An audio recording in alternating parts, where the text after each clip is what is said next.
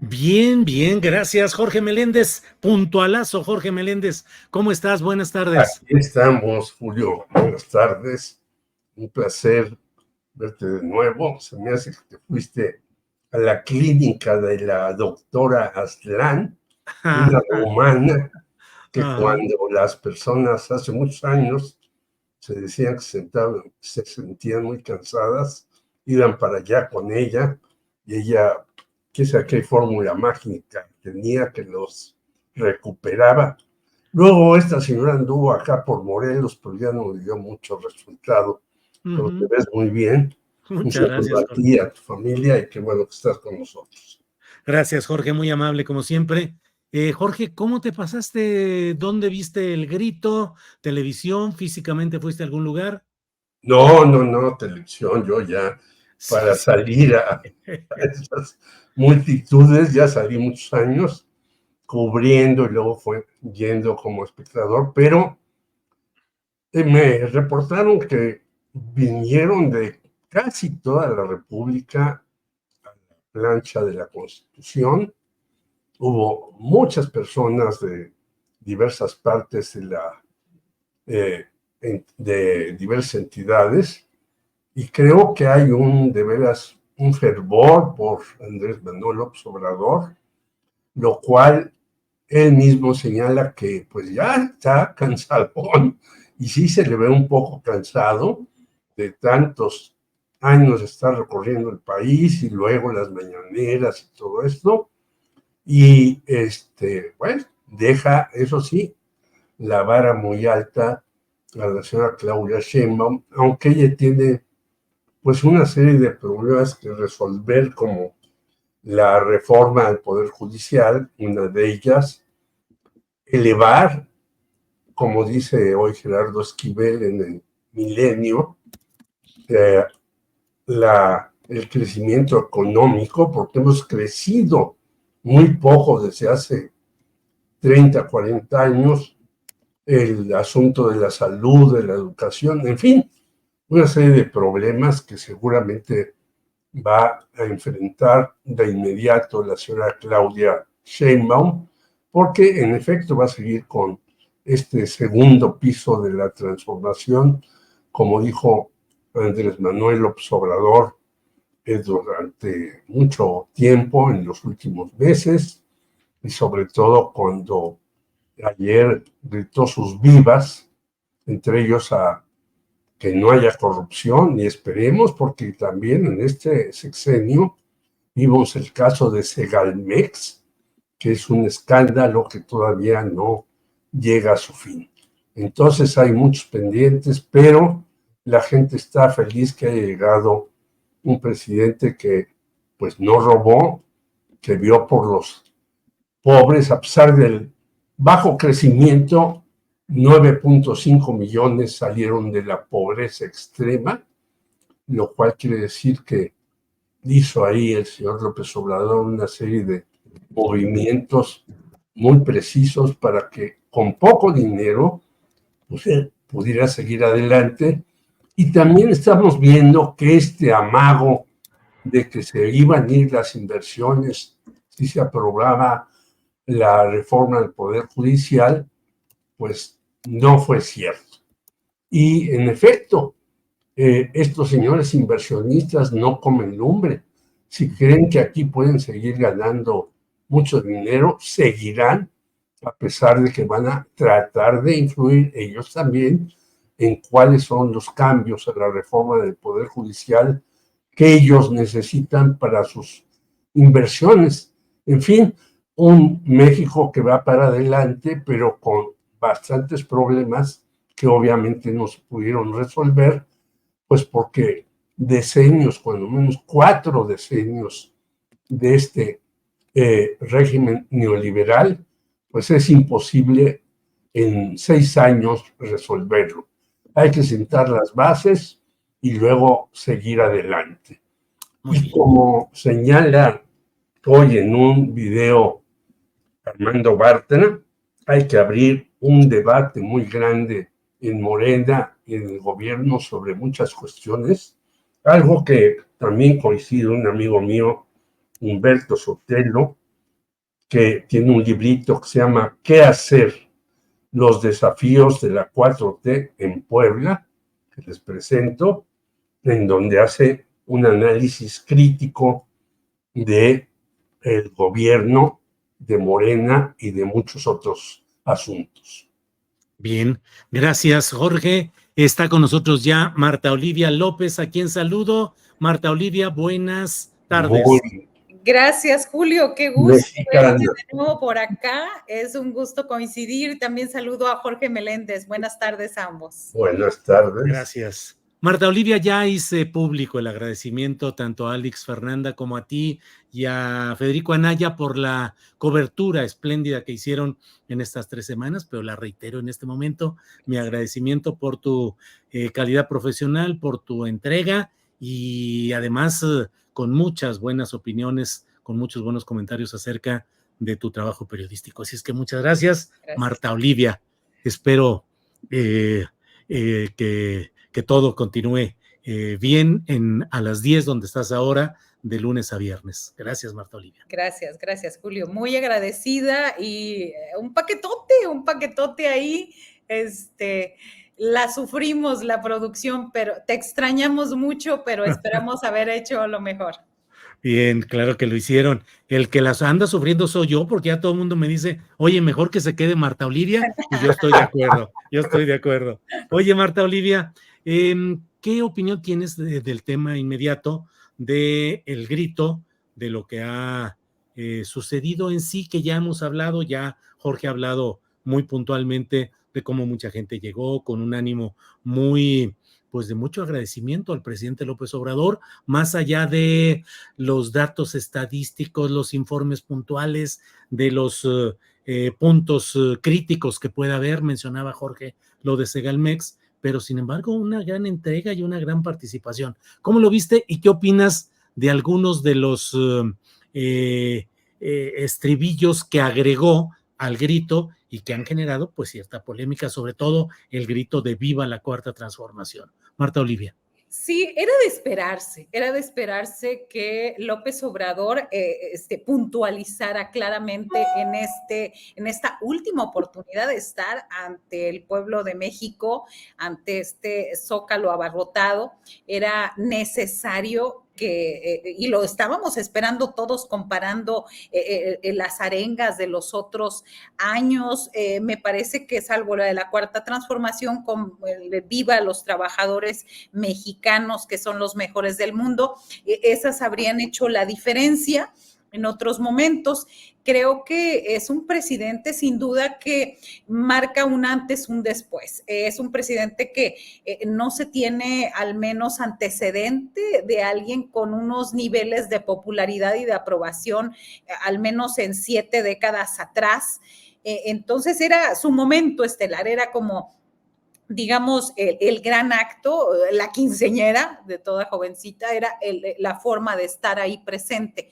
Y esto es importante, emotivo sin que se deje de ver los pendientes y lo que queda por resolver. Me parece que se está viviendo ahorita un momento importante donde se está hablando de sí la izquierda, hacia dónde va la izquierda y sobre todo una serie de opiniones alrededor de qué tan de izquierda son los opinadores de la cuarta T, que ya están yéndose, me parece muy cercana a la derecha, con que en este caso de la aprobación de la reforma judicial, al Poder Judicial, me parece que hay demasiado gente que se está rasgando las vestiduras y exigiendo demasiado a un gobierno que decía ser diferente. Entonces, digamos que son dos momentos. Una, la gran aprobación popular, el sentimiento de que ya se va, y el otro, revisar los pendientes.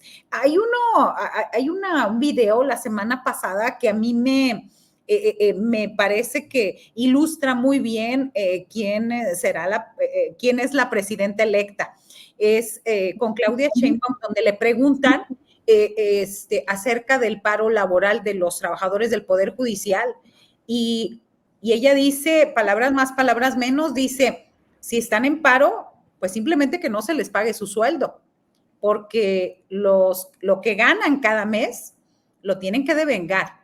Y a mí me parece que esa declaración, Julio, es muy importante porque habla de que Claudia Sheinbaum puede emplear más la administración que la política, a diferente de López Obrador, que fue más político, más terso, cuidando ciertas cuestiones, y se me hace que Claudia Sheinbaum va directo y también en ese sentido, con esto cierro, en la reforma al Poder Judicial, vamos a ver los puntitos, las letras chiquitas que haya en esta reforma judicial que me parece que ya están acordadas y demás. Es decir, al golpazo que fue la reforma y al impacto que es, ahora sí es ponernos a tirar el lápiz, a escribir exactamente y conciliar, pero de una forma mucho más eficiente.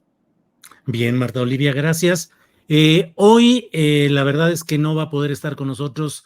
Salvador Frausto nos ha escrito para disculparse con el auditorio, con la audiencia, debido a que no podrá estar con nosotros por razones de último momento. Ya saben ustedes que nosotros siempre estamos sujetos a las circunstancias periodísticas, a las urgencias. Salvador es coordinador de asuntos especiales de Milenio y bueno, pide que le envía sus disculpas y bueno, así estamos, así es que nos la vamos a echar aquí sabrosamente con Jorge y con Marta Olivia. Jorge, ya Marta Olivia toca el tema, la crítica a el proceso y algunos detalles de la reforma judicial. Ha estado en la crítica muy abierta y recibiendo mucha respuesta en contra. Hernán Gómez, Bruera, por un lado, Carlos Pérez Ricard, entre otros. ¿Qué opinas de ese sentido? E igualmente lo que ya hablábamos de cómo Armando Bartra, desde el Instituto Nacional de Formación Política de Morena, dice, hay que abrir la discusión.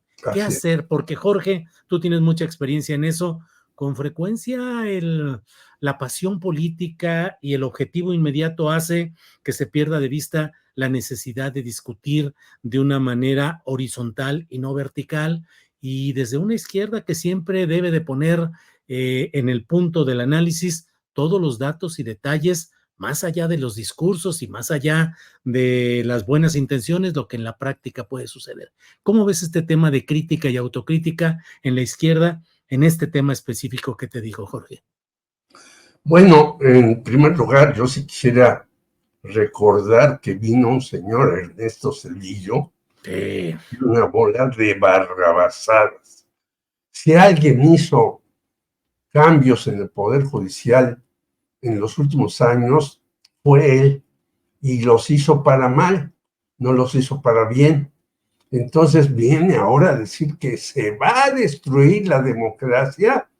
Bueno, él es socio del consorcio ferrocarrilero que privatizó, es socio, está muy sentadote allá dando clases, pobres alumnos estadounidenses, mexicanos, coreanos que llegan por allá a escuchar las tonterías que él hizo. Y hay que recordar que él ni siquiera gobernó el país. El que estaba detrás de él, un señor Liévano Sáenz, que era su secretario particular, era el que hacía todas las cosas políticas, sociales, todo eso, y él estaba metido en su computadora, ahí viendo cómo se caía el país, porque vivió la famosa crisis en el cambio con Carlos Salinas de Gortari, aquella crisis que sufrimos tremenda, y que se recuperó un poco con él, pero pues no gobernó y no sabe nada de esto. Y uno dice, bueno, aquí viene este señor a darnos lecciones. En segundo lugar, la señora Norma Piña va y también ya hasta lloriquea como Marco Cortés por este tipo de cuestiones. Pero yo sí creo, como dice Pérez Ricard, sobre todo, no vi lo de Hernán Gómez Bruera, pero como dicen otros compañeros también, por ejemplo, Manuel Fuentes, una un abogado laboral, y Sí. muchos otros más que dicen, hay que ver, en efecto, no solamente las letras chiquitas, como dice bien Marta Olivia, sino también todos los mecanismos para que esta reforma judicial no llegue a ser un gran fracaso. Porque en efecto, bueno, en la votación, ¿cómo se va a hacer? ¿Cómo vamos a saber por quién vamos a votar? ¿De qué manera van a tener estos mecanismos? Se dice por parte de los que están en contra, no, es que la van a secuestrar los narcos y los empresarios. Bueno, los narcos y los empresarios la tienen secuestrada ya a esta Suprema Corte de Justicia de la Nación. Hay que ver lo que dijo Rosa Isela Rodríguez en una de las mañaneras, puntualizando quiénes han salido de prisión y de qué manera, desde muchos otros hasta el famoso joven precioso Mario Marín, que ahora dice, no, pues déjenme salir de mi domicilio para ir a un local a donde me atiendan de mis necesidades. A lo mejor quiere ir al Hospital Los Ángeles de Puebla, que se está ampliando. Son unos empresarios que están también en la cosa de la información. No, yo creo que hay que hacer una discusión. Hay muchos compañeros abogados, cuando menos no sé cómo se llame ahora. Yo conocí una asociación nacional de abogados democráticos, donde está Manuel Fuentes, Óscar Alzaga y muchos más, pero creo que hay posibilidades de discutir seriamente esto, no solamente con los abogados, sino con quienes hemos padecido el Poder Judicial, que nos han llevado ahí, entre ellos Mario Marín, yo estuve, y con otros más, y veamos cómo se puede hacer esto de la mejor manera. No escuchar a estos señores que, bueno, la señora Norma Piña, hoy el señor Roberto Samarripa, que es director del diario Reforma, y que él participó en la izquierda, dice, bueno, pues también tienen la culpa estos señores judiciales que al final ya quieren recomponer las cosas. No al cuarto para las 12, sino a las 2 para las 12. Recordemos, la Suprema Corte dice, sí, estamos muy mal, hay muchos problemas. Entonces proponemos esto. Bueno, ¿y por qué no lo propusieron cuando llegaron? Cuando la señora Norma Piña muy alegremente se quedó sentada y como diciendo, yo desafío desde aquí al presidente de la República porque yo tengo mucho poder y demás. Bueno, yo creo que esto es terrible, pero también creo que no hay que irse hasta el otro lado. Por eso la discusión tiene que ser una discusión seria, de fondo, con argumentos del Poder Judicial, de los abogados, de quienes han sido en un momento dado metidos a la cárcel. Tenemos una cantidad de personajes en la cárcel, Julio, que no tienen sentencia. Está el caso de Israel Vallarta también, con 18 años en la cárcel, sin que se le diga si sale o no sale. Bueno, salió Florence Cassés porque la presión del gobierno francés así lo posibilitó, pero yo creo que podemos sí hacer una reforma en donde se tomen en cuenta las cuestiones y luego se diga cómo se va a votar, claro, sin que haya este tipo de ocasiones en las cuales haya listas larguísimas que no sabríamos ni por quién votar. Entonces, hay muchas cosas que precisar en esta nueva etapa de la señora Claudia Sheinbaum. Bien, gracias, Jorge. Marta, si me permites, déjame poner nada más el tweet, la imagen de algo que pasó en el contexto de la cobertura de Televisa sobre El Grito. No podemos poner el video completo por razones de derechos de autor, pero dice Ale Salazar, dice, Televisa me censuró, no puedes hablar de AMLO, la entrevista salió mal, Primero preguntaron qué me hacía sentir orgullosa de ser mexicana. Luego me dan la instrucción de que no puedo hablar de López Obrador y me preguntan qué voy a cenar, como si evitando nombrarlo fueran a invisibilizarlo, que se oiga fuerte y lejos. Es un honor estar con Obrador. En ese video se ve, Marta Olivia, cómo la persona que está de lado, es el entrevistador, le pregunta a algunas personas de qué están orgullosas como mexicanas y alguien dice pues la cultura y la alegría de los mexicanos, en fin, y cuando le preguntan a Ale Salazar, ella dice, pues estoy orgullosa de ver tanta gente aquí participando, presente en el grito, la conciencia, la movilización y el orgullo de tener un presidente como López Obrador y una presidenta mujer como es Claudia Sheinbaum. Y más adelante el mismo entrevistador dice, a ver, espérate, cortan y sigue la toma que de alguna manera, no sé quién la habrá filtrado, pero dice, oye, no, es que ¿sabes qué? No hay que hablar de López Obrador, no hables de eso. O sea, este es un programa de espectáculos, nada más, no hay que meter ese otro tipo de cosas. Y le dice Ale Salazar, dice, oye, pero pues tú me preguntaste y yo te dije lo que yo pienso, sí, pero no, mejor vamos a hacerlo de nuevo y dime alguna otra cosa y gracias por entender, gracias por entender y no generar problemas, gracias. Y entonces ya se van, regresan, pregunta de nuevo y va con Ale Salazar y le dice, oye, ¿y qué cenaste? Oye, ¿y cómo la pasaste? Ah, no, bueno, pues el pozole y no sé qué tantas cosas y eso es lo que sale al aire.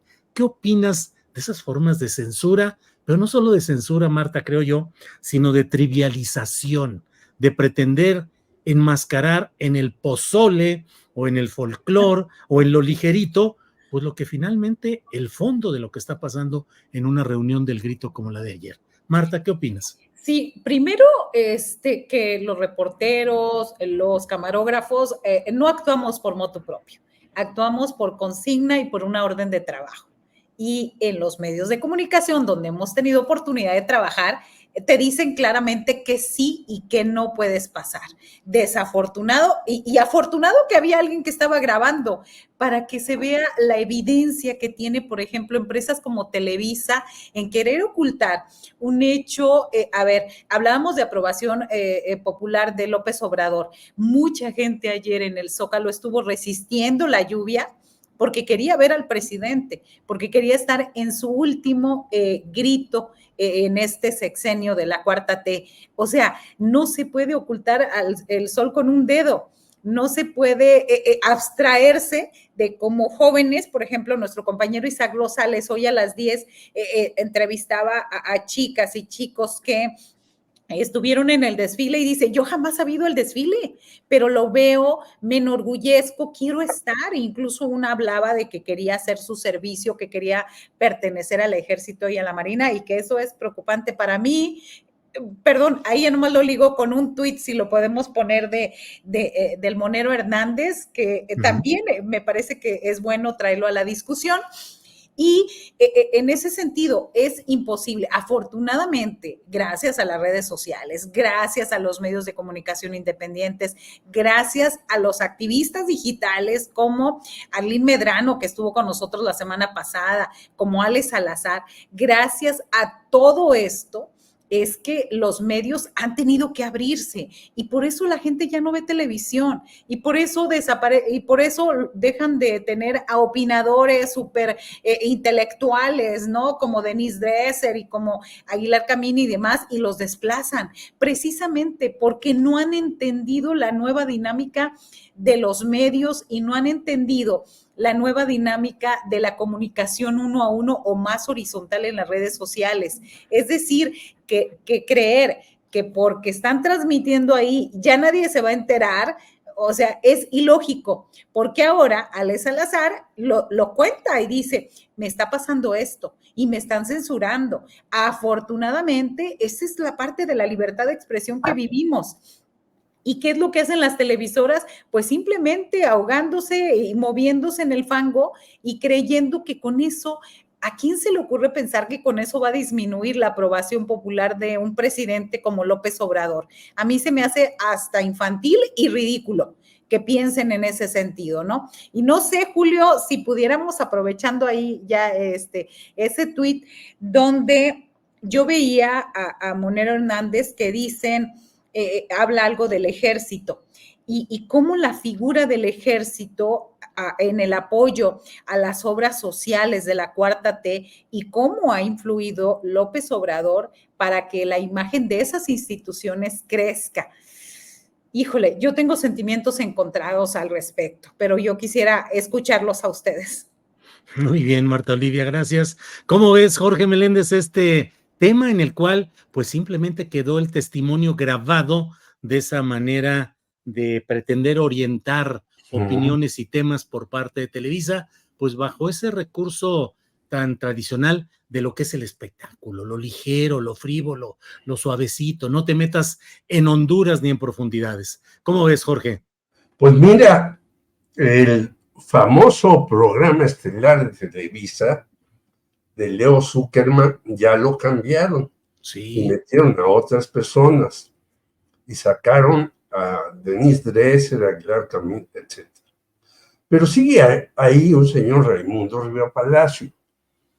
Y yo recuerdo que tú tuviste un debate con él en donde él decía que el gobierno de López Obrador censuraba 20,000 personas. Sí. Y tú le respondiste que no era cierto, que te dieron caso, y luego lo acusaste de chariotero. Bueno, este señor sigue ahí en el programa de Leo Zuckerman, y yo digo, pues, ¿qué influencias tendrá? ¿Será que las influencias de Genaro García Luna siguen presentes en Televisa? Porque hay que recordar que lo sigue defendiendo Riva Palacio en sus artículos. Los que duden de mi palabra, léanlo. Y dice, es que hay una serie de cuestiones que se le atribuyen a García Luna que no son ciertas. Ah, caray. Digo, pues entonces ya conoce él de qué se le está acusando y qué es cierto y qué no es cierto. En primer lugar. O sea, los medios tradicionales siguen siendo censores de muchas cuestiones.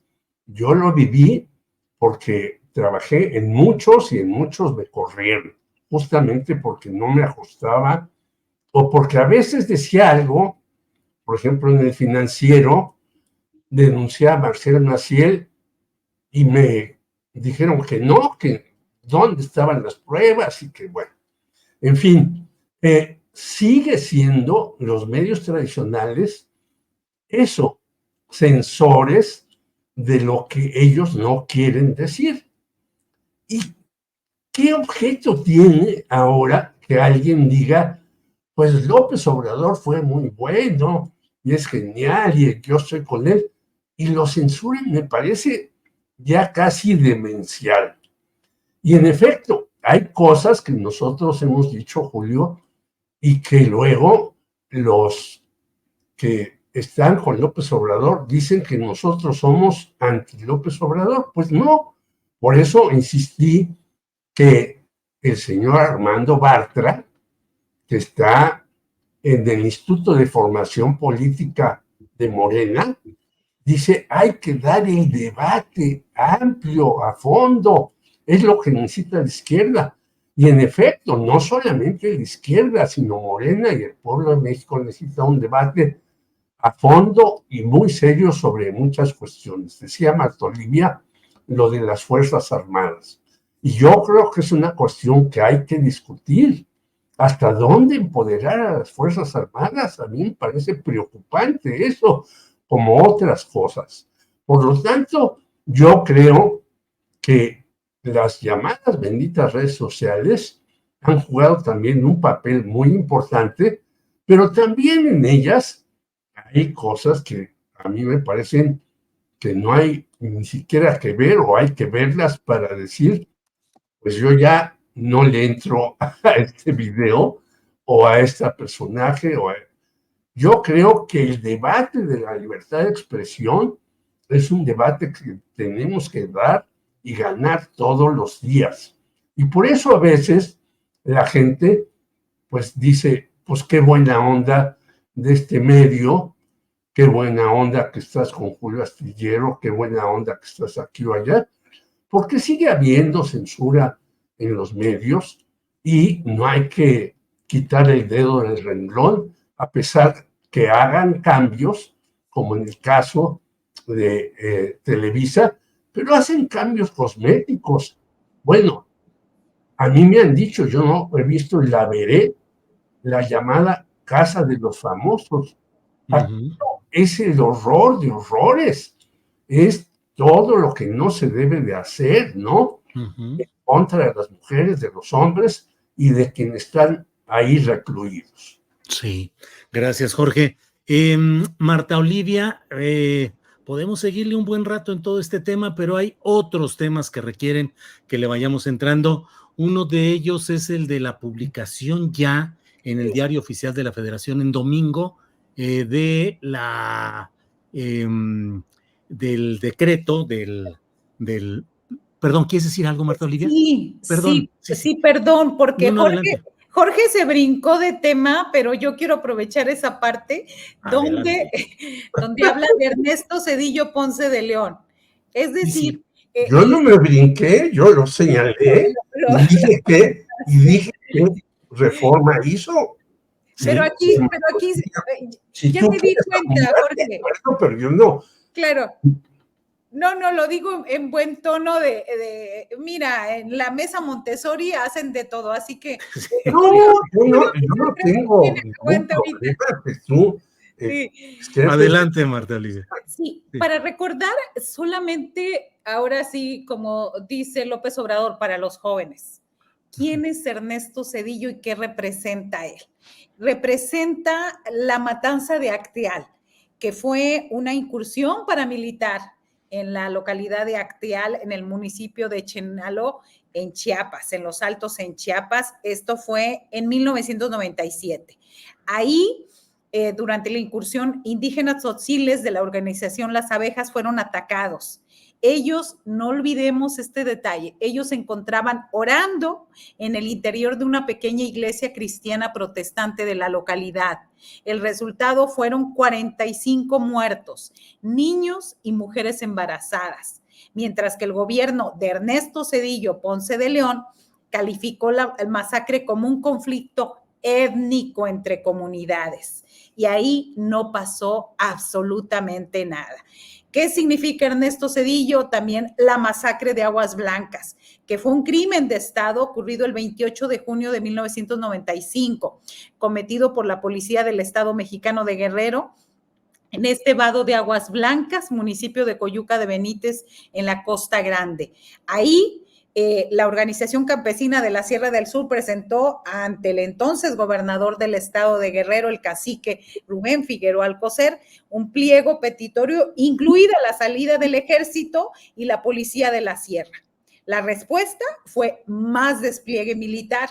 Y bueno, entre todo lo demás que hubo y el caso de Aguas Blancas, fueron detenidos por un retén de la policía de Guerrero, y al momento de pedir que bajaran, elementos de la policía realizaron disparo contra los campesinos y dejaron un saldo de 17 personas muertas.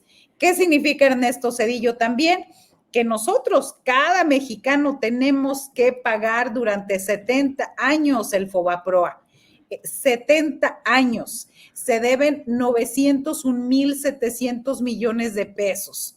Y también, es decir, si consideramos, de acuerdo al INEGI, que somos 126 millones de mexicanos, tenemos que pagar cada uno 9,523 pesos para saldar esa deuda. Entonces, ¿con qué cara viene Ernesto Zedillo Ponce de León a hablar de democracia?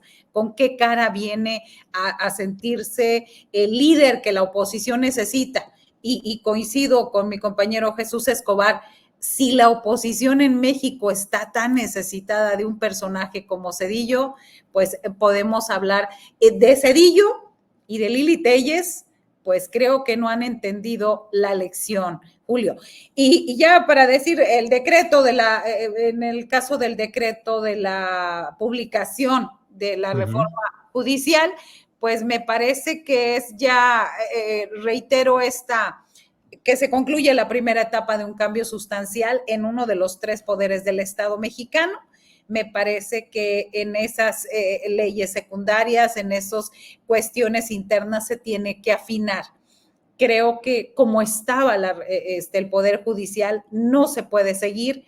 Creo que hay asegúnes, que hay muchas cuestiones que se tienen que identificar y que en ese sentido el equipo de asesores de la doctora Claudia Sheinbaum son los que tienen más que leer y más que afinar para que la reforma al Poder Judicial sea una cuestión completa, integral, y no darle armas a la oposición de seguir y repetir como monos de ventríloco que está mal y que está casi, hoy veía los ciertos medios de comunicación como Reforma, por ejemplo, donde es un desastre. O sea, si la gente solamente leyera Reforma, estamos casi al borde del colapso económico, social y financiero del país, ¿no? Entonces, me parece que es eso, afinar muy bien los detalles para que no haya puntos donde la oposición pueda aprovechar en México y que esto vaya de al traste con todo.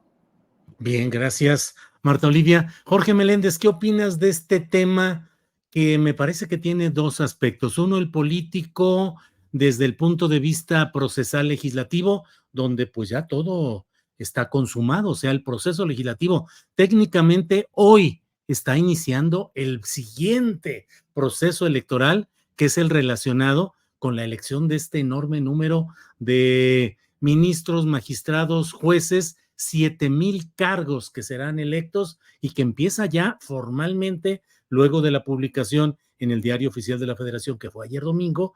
Ahí se establece que al día siguiente empieza todo este proceso que es inédito, desde luego, que coloca al Instituto Nacional Electoral en una circunstancia de ver cuánto va a costar, cómo se va a organizar, cómo va a ser la votación con el enorme número de nombres que se van a tener, las boletas, en fin, se va a vivir un proceso inédito y muy interesante, pero al mismo tiempo y más allá de el apoyo que se pueda dar al proceso de la reforma judicial, creo, y así lo titulamos incluso hoy el programa, en el sentido de que los jueces preparan la ofensiva, porque ya están las voces publicadas en los medios, posicionamientos de la Barra Mexicana de Abogados que dicen, al haber publicado el presidente de la República el decreto del Congreso en el Diario Oficial de la Federación e iniciar este proceso, se están desatendiendo 5 suspensiones provisionales que dictaron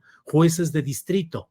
Más allá de que consideremos válida o no ese posicionamiento de esos jueces, la verdad es que de ahí pretenden agarrarse para decir que se ha violado el debido proceso y que lo van a denunciar para que sea la propia Suprema Corte de Justicia actual la que decida al respecto e inclusive podrían ir a tribunales internacionales. Entonces, ¿cómo ves todo esto desde el punto de vista de un hecho político y social que parece irreversible? Ya está la reforma judicial, pero al mismo tiempo el pataleo de quienes no han tenido éxito hasta ahora en su resistencia opositora, pero ahí siguen en ese derecho del pataleo. Jorge.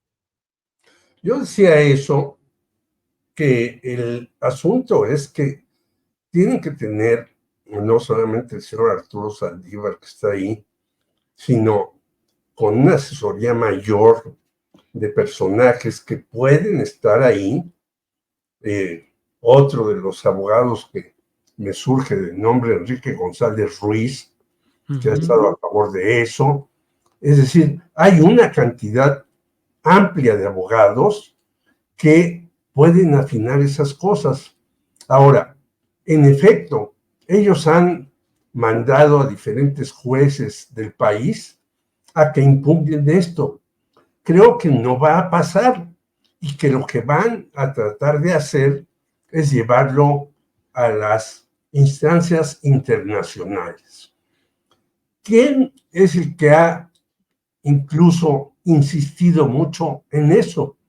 Un señor, Diego Valadez, que lo entrevistan muchísimo, sobre todo en un programa matutino que ha caído demasiado, y que estuvo 7 meses en la Suprema Corte de Justicia de la Nación y está ahora, igual que el ángel de la dependencia, Ángel Gurría, ya jubilado con un salario altísimo y que sigue cobrando además en la universidad de los altos estándares.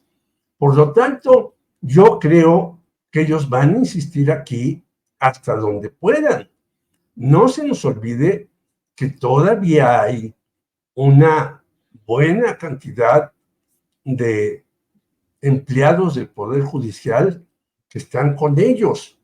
Y creo que lo que ha faltado es una discusión e información muy puntual de lo que se va a hacer, de cómo no van a ser afectados los empleados del Poder Judicial y hacer un buen diseño de esto que va a ser complicadísimo, porque en las boletas, ¿cómo vamos a votar? ¿De qué manera vamos a votar?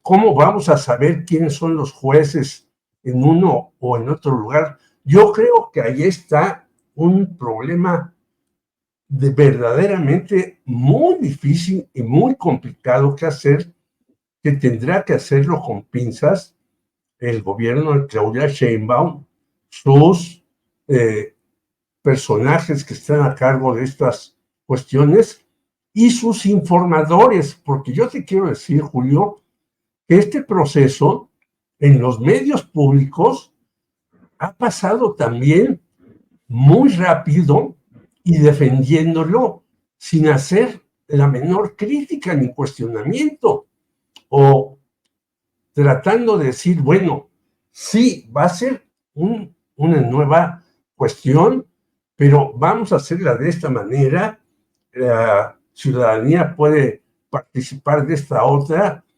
hacer tal.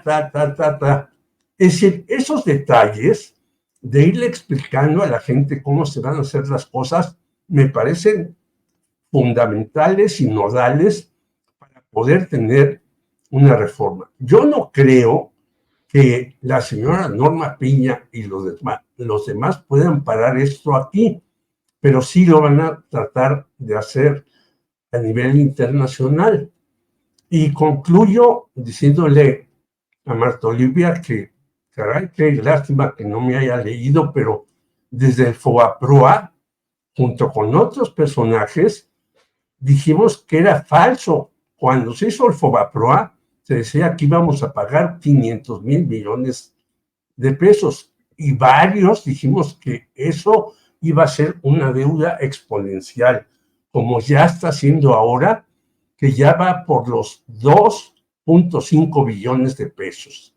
Y en el caso de las dos masacres, yo también escribí e insistimos y por fin se logró que Rubén Figueroa, que le daba apoyos a la Universidad de Austin para su filarmónica, fuera destituido como gobernador.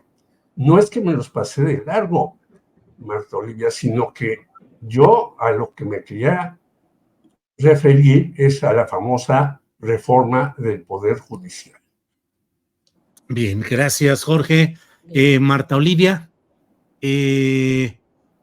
sobre este tema y otros más que tenemos, déjame poner esta información procedente de lo que ha estado pasando en Sinaloa, donde, pues mientras estamos aquí con el grito y con la reforma judicial y mil cosas, la verdad es que en una nota del Sol de México que tenemos aquí, nos dicen, semana violenta en Sinaloa, van 32 asesinatos y 37 privaciones de libertad.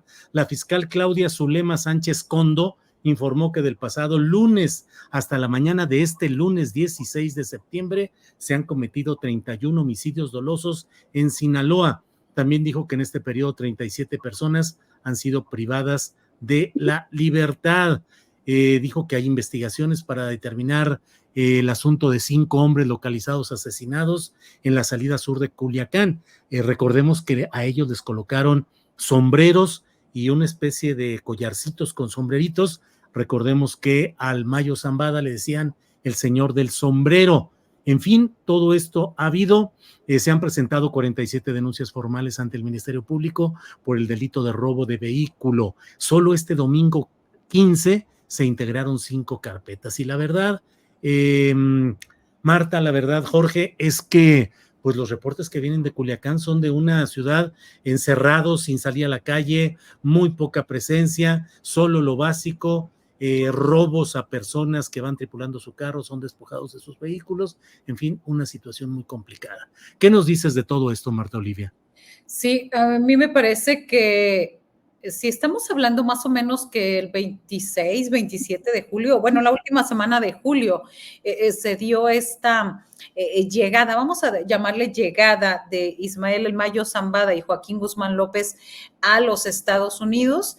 Estamos hablando de julio, agosto, septiembre, al menos 2 meses en que las Fuerzas Armadas y las de inteligencia del país debieron haber previsto lo que venía. Me parece que no hubo planeación, me parece que no hubo previsión de lo que venía. Es decir, pasaban las semanas y veíamos que estaba todo muy tranquilo. Pero en cuanto empezó la audiencia de Ismael El Mayo Zambada en Estados Unidos, cuando se empezó a ver que era en serio su detención, entrega pactada, no entrega pactada, pasemos de ese tema. Me parece que se vieron muy lentos en el gobierno de México, porque no es posible que no hayan previsto lo que venía. Y lo que venía es lo que nos decía nuestro compañero Marcos Vizcarra la semana pasada, una situación de violencia tremenda. Ahora mismo veía yo declaraciones de Jesús Leana Ojeda, comandante de la Tercera Región Militar, allá en Sinaloa, quien estuvo junto con el gobernador Rubén Rocha Moya, donde él dijo que el restablecimiento del orden no solo es cuestión de las Fuerzas Armadas, que quieren que ellos quieren el restablecimiento, pero pues los grupos del crimen son los que no quieren parar. Entonces, ahí me parece que es un gran fallo de la inteligencia militar y sobre todo de creer que no iba a pasar nada.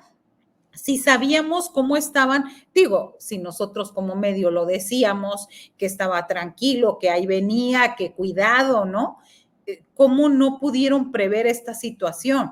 ¿Cómo la Marina, el Ejército, la Guardia Nacional, todas las fuerzas no previeron? A mí me parece bastante grave, porque y esta declaración de este personaje se da después de un enfrentamiento justamente entre militares y grupos del crimen en la campiña, lo que provocó pues un soldado muerto. Entonces, eso creo. Sedena ha reportado hasta ahora 27 detenidos y 29 enfrentamientos en una semana. Los datos son graves y ya es hora de que alguien en el gobierno de México empiece pues a hacer algo, porque nosotros lo vemos como cifras y como reportes que nos mandan nuestros colegas periodistas, pero va más allá. Son al menos de los 20 municipios de Sinaloa, al menos 7, 8 que están bajo el asedio del crimen organizado. Bien, gracias, Marta Olivia.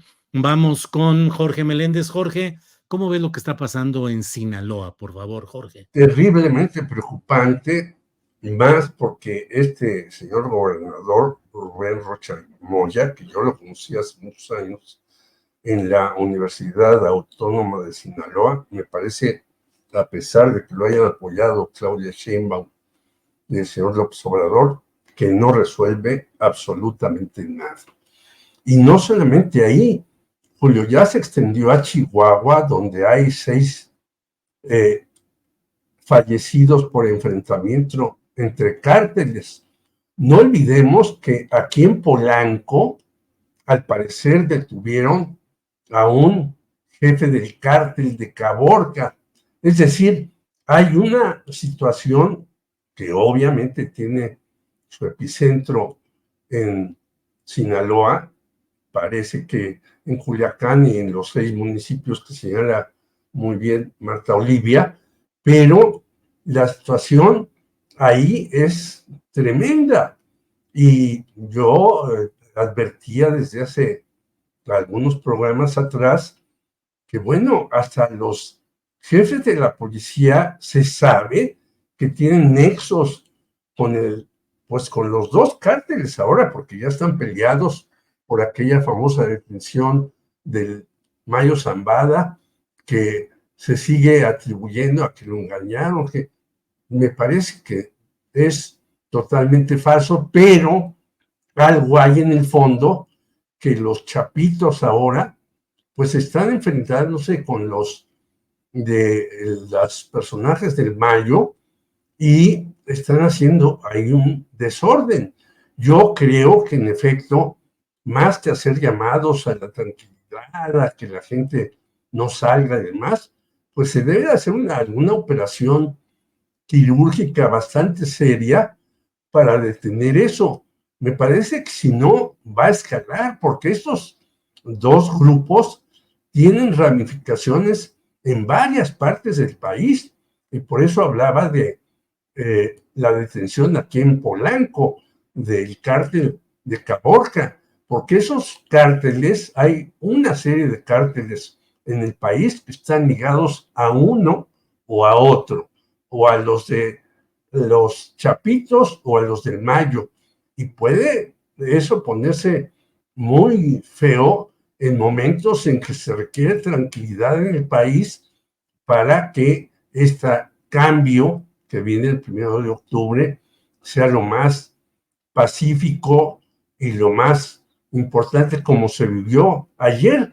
Y no hay que olvidar que en muchas poblaciones del país se suspendió justamente el grito por el temor a que hubiera algo que ya vimos un 15 de septiembre en Michoacán, en donde hubo granadazos y todo ese tipo de cosas. Yo creo que hay que meterle segunda para tratar de tranquilizar aquella región y también lo que hay de ramificaciones de las dos organizaciones en el país.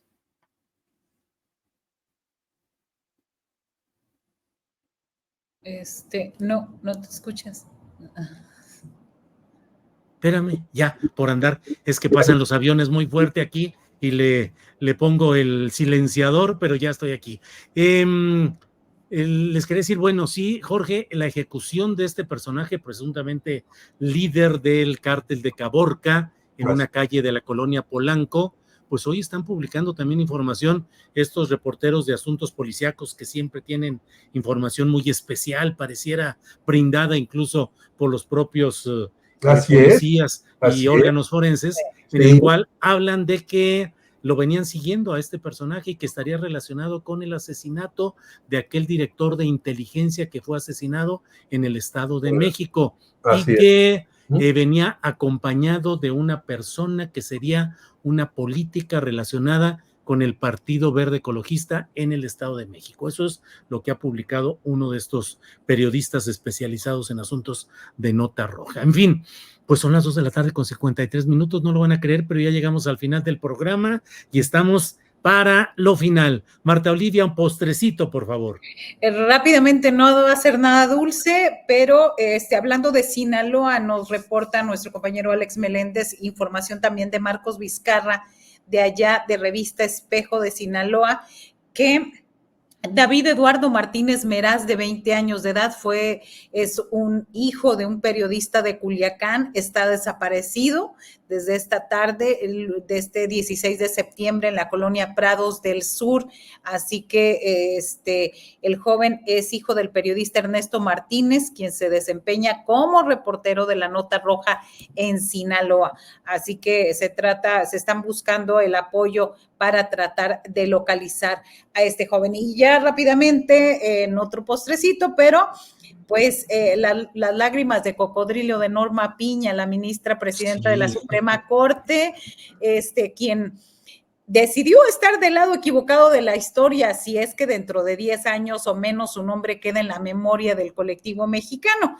Piña apostó por ir en contra de la voluntad de la mayoría de los mexicanos. No sé si lo hizo porque pensó que los máximos representantes del Poder Judicial contaban con la aprobación o el respaldo de la sociedad, porque sus intereses políticos así lo determinaron, o bien porque genuinamente creyó en lo que sea que para ella signifique la independencia del Poder Judicial. Incluso su mensaje en este evento, ahí donde pues lloró muy emotivamente, no sabemos si por el sueldazo o porque ya no va a poder estar en la Suprema Corte o ya no va a poder estar en las primeras planas, pero triste destino de la ministra. También hay que recordar que este es el camino que ella eligió, no sabemos todavía los motivos de ella. Se va a ir y tampoco sabemos qué habló en esa reunión de diciembre pasado, cuando presionó a los magistrados del Tribunal Electoral, pero sí recordaremos como la última presidenta de la Corte antes de que los ciudadanos pudiéramos elegir a jueces y magistrados. Y yo con eso cierro. Muy bien, gracias Marta Olivia. Antes de pedirle a Jorge el postrecito, déjenme mencionar también en la línea de lo que nos ha comentado Marcos Vizcarra y Alejandro Meléndez, que en Morelos, específicamente en el municipio de Ayala, fue golpeado el periodista Francisco Cedeño, que estaba documentando una detención arbitraria de jóvenes con sus respectivas motocicletas, y el momento en que los uniformados de ese municipio de Ayala exigían a sus familiares unos 4,500 pesos para dejarlos libres con sus vehículos. Esto último lo he leído del portal de La Jornada como envío del corresponsal de este diario, pero bueno, para dejar constancia también lo envía Rubicela Morelos Cruz, corresponsal en el estado de Morelos. Jorge, postrecito, por favor. Pues ahora que hablas de La Jornada, felicidades por su 40 años de estar trabajando, de haber abierto fe, de que abrió una ruta diferente en el periodismo mexicano, y en efecto, ahí yo leí lo que tú señalas de este compañero, que demuestra, como yo decía yo, que la libertad de expresión, pues no es la gratitud de nadie, sino es la apropiación de quienes quieren y están dispuestos a hacer muchas cuestiones, incluso jugarse el pellejo para eso. Yo digo, en Sinaloa también hay compañeros que se la han jugado, como Javier Valdés, ¿no? Y ahí tenemos que siguen haciendo su trabajo los esforzados compañeros de Río 12, que yo estuve hace 2 años con ellos ahí, y te dicen por dónde te puedes ir y qué hacer, y te encuentras a narcos en restaurantes y te dicen mucho cuidado, no voltees a verlos, no estés haciendo esto y esto, porque ellos saben cómo están las cosas ahí y siguen reporteando sin el menor temor, pero con mucho respeto y saben hasta dónde van. Entonces a esos compañeros, como a los que han agredido últimamente, a los compañeros de Río 12, pues de verdad mi cariño, mi respeto, mi solidaridad, y también a los compañeros que aquí, incluso en la Ciudad de México, han muerto, como Rubén Espinosa, que siguen sin ser encontrados quienes lo mandaron a matar. Es increíble que en la Ciudad de México ni siquiera se investigue y se averigüe ese tipo de cuestiones y otras más. Por lo tanto, pues hay que seguir ganando la libertad, diciendo lo que podemos, y gracias por estar aquí todos. Y un abrazo a Marta Olivia, otro a Julio y otro a la audiencia, y extrañamos a Salvador Frausto, que ya estará seguramente la semana entrante, y por lo pronto, gracias Marta Olivia, gracias Jorge, nos vemos pronto. Gracias, hasta la próxima.